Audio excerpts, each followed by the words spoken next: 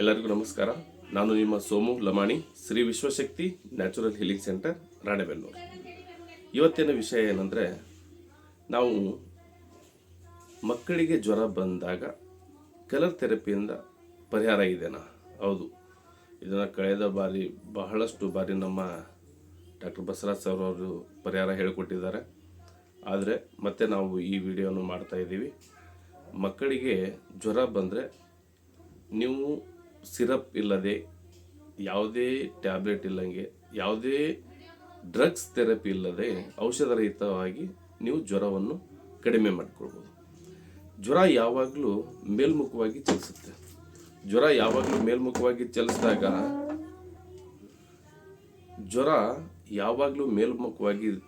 ಚಲಿಸಿದಾಗ ಇಲ್ಲಿ ನಮಗೆ ನೆತ್ತೆ ಆಗಲಿ ತಲೆ ಆಗಲಿ ಬಿಸಿ ಆಗುತ್ತೆ.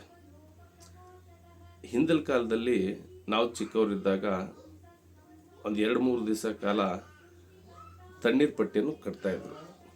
ಅದನ್ನು ಕಟ್ಟಿದಾಗ ಆಟೋಮೆಟಿಕ್ಕಾಗಿ ಟೆಂಪ್ರೇಚರ್ ಡೌನ್ ಆಗಿ ಜ್ವರ ಕಡಿಮೆ ಆಗ್ತಿತ್ತು. ಕಲರ್ನಲ್ಲಿ ಯಾವ ಥರ ಪರಿಹಾರ ಮಾಡ್ಕೋಬೋದು ಅಂದರೆ, ನೋಡಿ, ಇದು ಬ್ಲ್ಯಾಕ್ ಕಲರ್. ಯಾವಾಗ ಫುಡ್ ಪಾಯ್ಸನ್ನಿಂದನೂ ಜ್ವರ ಬಂದಿರ್ಬೋದು, ಇಲ್ಲ ಕ್ಲೈಮೇಟ್ನಿಂದನೂ ಜ್ವರ ಬಂದಿರ್ಬೋದು. ಆವಾಗ ಏನು ಮಾಡಿ ಅಂದರೆ, ಈ ಬ್ಲ್ಯಾಕ್ ಕಲರ್ನ ಪ್ರತಿಯೊಂದು ಇದು ನೋಡಿ, ತಲೆಭಾಗ ಇವೆಲ್ಲ ಬೆರಳುಗಳಿದಾವಲ್ಲ, ತಲೆಭಾಗ. ಹಾಗಾಗಿ ಎಲ್ಲ ಕೈ ತುದಿಗೂ ಬ್ಲ್ಯಾಕ್ ಹಚ್ಚಿ, 10 ಬೆರಳಿಗೂ ಕೈಯ 10 ಬೆರಳಿಗೂ ಬ್ಲ್ಯಾಕ್ ಕಲರನ್ನು ಹಚ್ಚಿ. ಹಾಗೆ ಮತ್ತೆ ಏನು ಮಾಡ್ಬೋದು ಅಂದರೆ, ಬಿಸಿಯನ್ನು ತಂಪು ಮಾಡಲು ಇದು ಡಾರ್ಕ್ ಗ್ರೀನ್, ಇದು ಜಲತತ್ವವನ್ನು ರೆಫ್ರಿಜರೇಟ್ ಮಾಡುತ್ತದೆ. ಹಾಗಾಗಿ ಕಾಲು ಬೆರಳಿಗೂ ಸುತ್ತಲೂ ತುದಿಗೆ ಡಾರ್ಕ್ ಗ್ರೀನ್ ಕಲರನ್ನು ಹಚ್ಚಿ.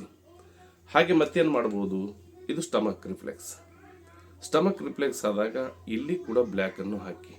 ಅಂದರೆ ಏನಾದರೂ ಫುಡ್ ಪಾಯ್ಸನ್ನಿಂದ ಏನಾದರೂ ಆಗಿತ್ತಂದರೆ ಮಗುಗೆ ಇಲ್ಲಿ ಬ್ಲ್ಯಾಕ್ ಕಲರನ್ನು ಹಾಕಿ. ಈ ಥರ ಹಾಕೋದ್ರಿಂದ 2-3 ಡೇಸ್ 4 ಡೇಸ್ ಹಾಕೋದ್ರಿಂದ ನಿಮ್ಮ ಮಗು ಜ್ವರದಿಂದ ಮುಕ್ತಿ ಪಡೆಯುತ್ತದೆ. ಮತ್ತೆ ಯಾಕೆ ತಡ, ನಮ್ಮ ಚಾನಲನ್ನು ಸಬ್ಸ್ಕ್ರೈಬ್ ಮಾಡಿ, ಶೇರ್ ಮಾಡಿ, ಲೈಕ್ ಮಾಡಿ. ಧನ್ಯವಾದಗಳು.